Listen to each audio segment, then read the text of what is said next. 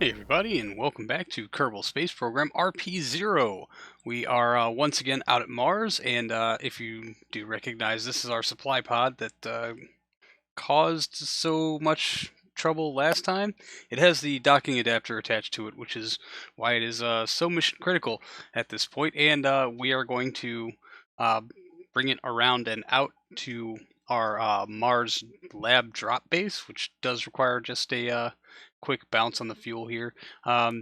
Basically, its primary mission is to deliver this docking adapter. If it can deliver from some fuel while it's at it, that's going to be all good and awesome, but the primary focus of this is to get that docking adapter so that we can continue to get further resupplies and an eventual crew docking to our Mars lab drop base. So we are just bringing down our separation at closest approach after making a burn to raise our orbit a little bit, or raise one side of our orbit. Our apoapsis is now at about 880 kilometers, which is much closer to our Mars lab, which is now coming into view as we will turn ourselves around to make an 89 meter per second correction to match our velocities with our target. Just as soon as we're kind of well within range. We got a pretty good TWR. .47 is not phenomenal, but it's good enough to make fairly quick work of this burn.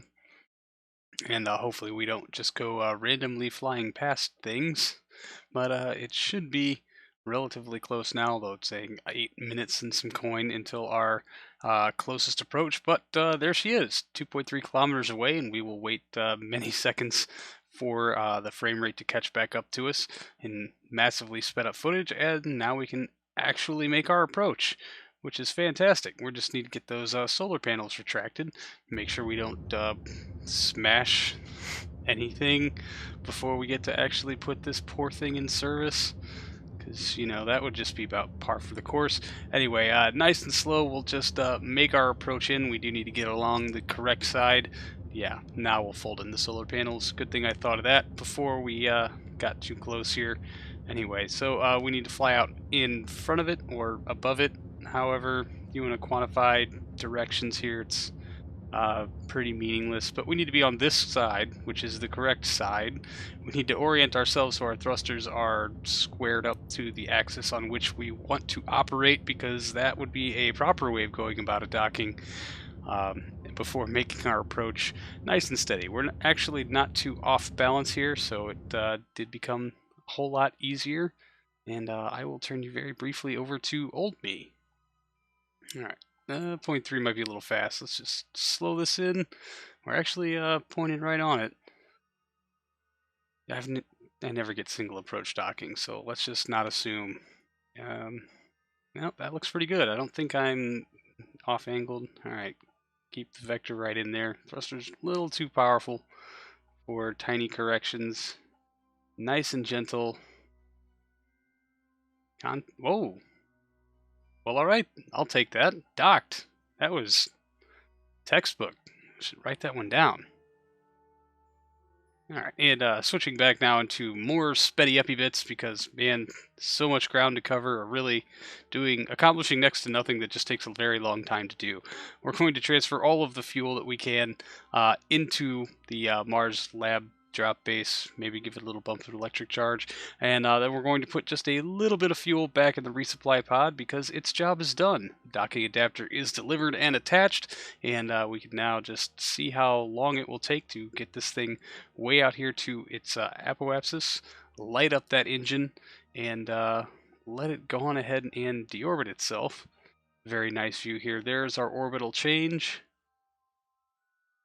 Oh yeah, and periapsis has gone negative. This thing will absolutely be able to dispose of itself, but its core is overheating and shutting down for whatever reason. Moving swiftly along, we do have a few other things to get to today. And this is our other resupply pod. Now this is the one that barely made capture on its engine after being at the wrong pod, sent to the wrong place. It's going to correct its angle of inclination, or its relative inclination, to Harmonia Station, or rather to Mars Lab, which is actually on plane with Harmonia Station anyway. But we do have a node coming up for our Mars lab anyway, so this is kind of a moot point, although we're going to adjust its periapsis or not very low, but 60 kilometers or so that we can make a couple of aero braking passes to get this into a much lower orbit in hopes of getting a rendezvous of some stripe with it at some point. Somehow, although it is not carrying nearly as much fuel as we would like it to deliver, it's still some very worthwhile supplies. So we'll make a quick pass through the atmosphere here, make sure that we've got, we can really disable that action grouping or that flight computer stuff because I forgot to reset the delay. We'll make a second pass, bring our apoapsis even further down, which is good. Obviously, I know aero braking passes are so boring to do, but at least you can do them one-handed quite easily and just physics warp on through the meat of it.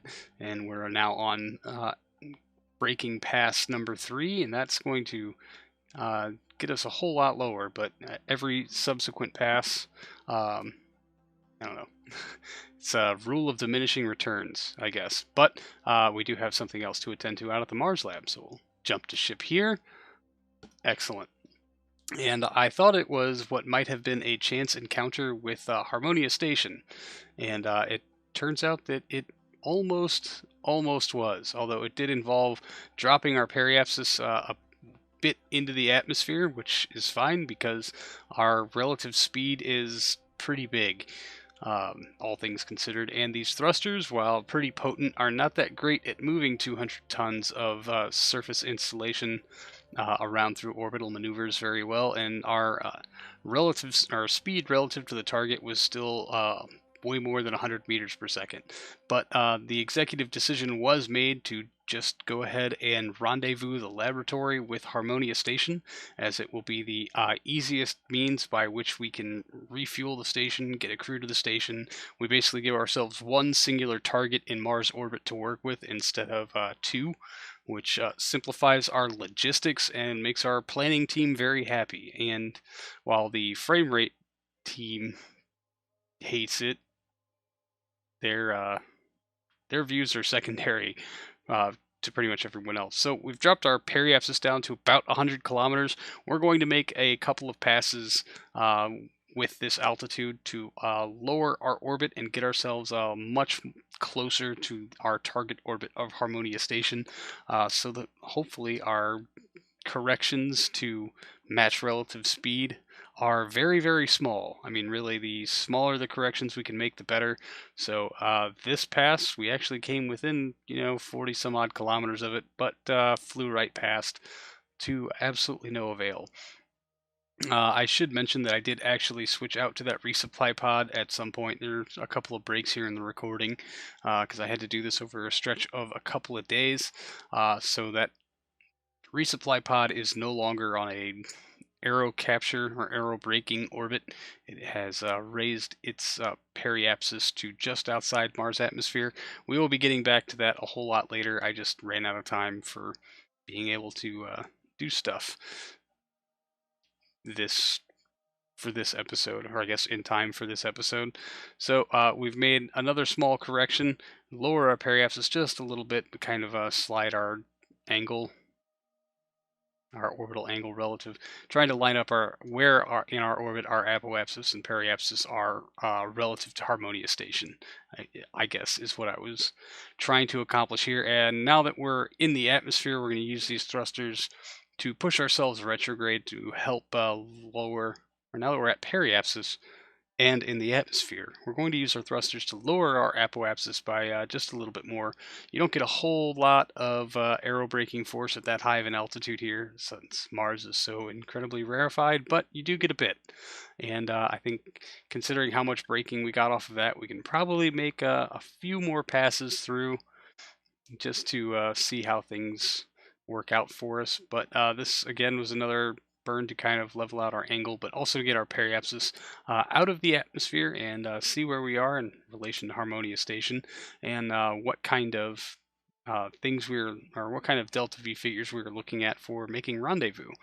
But here's going to be one of those breaks where I had to leave and come back to it a little later, but I did get us a nice burn set up for about 30 meters per second, and that is going to put us a whole lot closer than 41 kilometers to Harmonia Station.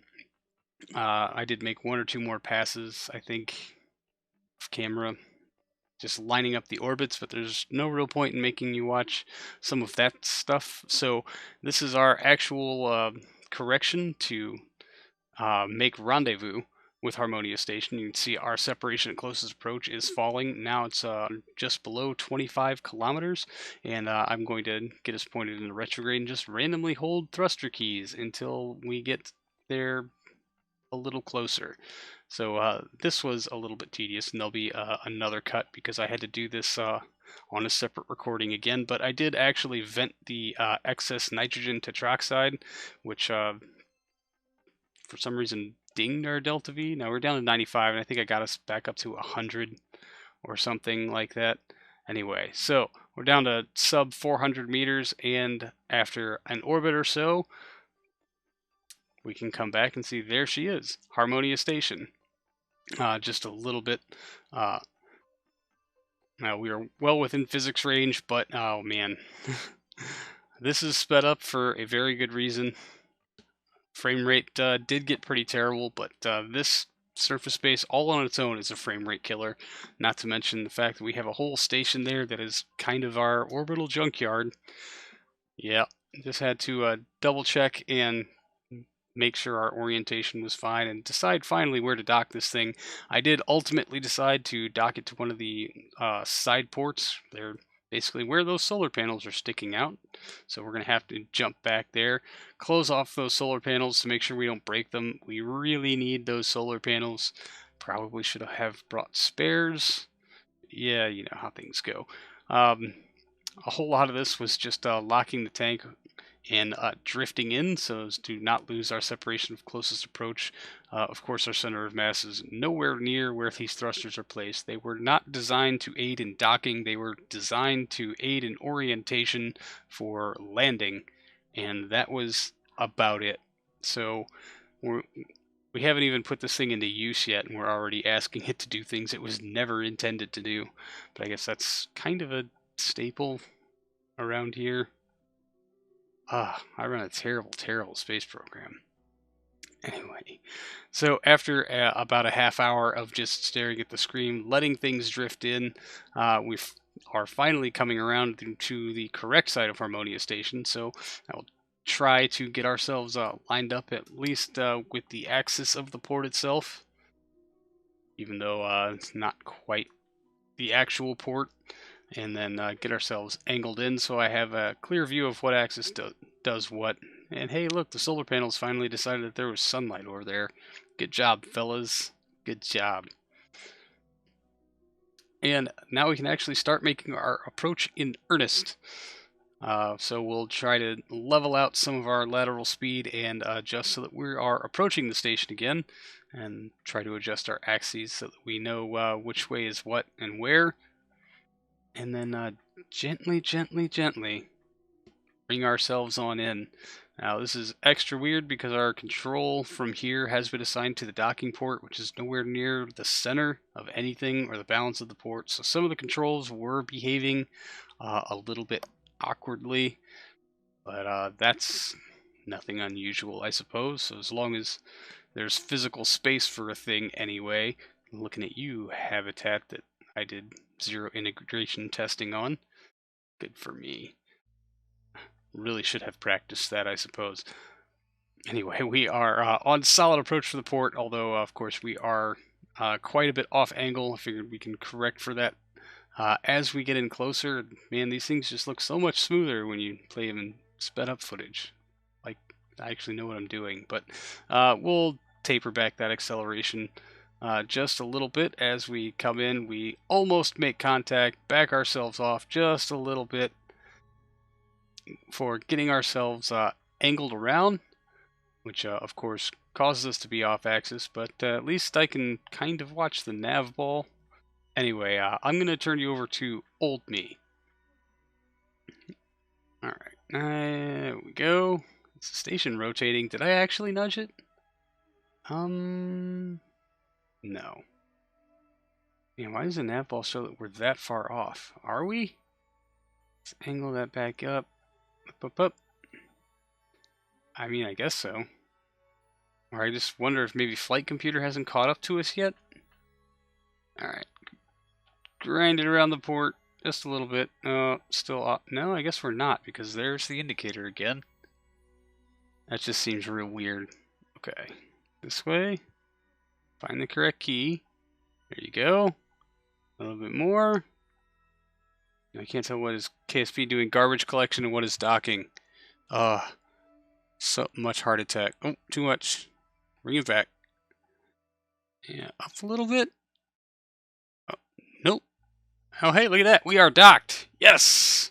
That is awesome. And contributing in a whole lot more to our orbital junkyard here. Just this random amalgamation of things and stuff. But I think it'll be a whole lot easier to refuel and get a crew onto this thing. So for the time being, let's get the life support topped off, or at least do what we can, because there isn't a drop of fuel to speak of on this entire station. We used it already. Anyway. Alright, so fuel transfer does take a minute or two. Sadly, however, we were not able to actually fully drain that stupid pod that we've been wanting to get rid of forever now. So I fear that that part will still have to be here when the crew shows up. We do have one more fueling resupply pod to bring out here, but hopefully that will be enough to top off the drop base itself, and maybe then we can actually get rid of a few things. Wouldn't that be cool? And our big pod topping off the oxygen and doesn't even make a dent. Fantastic. Anyway, that's going to do it for this episode, everyone. Thank you so much for hanging out. I really do appreciate it. And I will see all of you in the next one. So until then, see you later.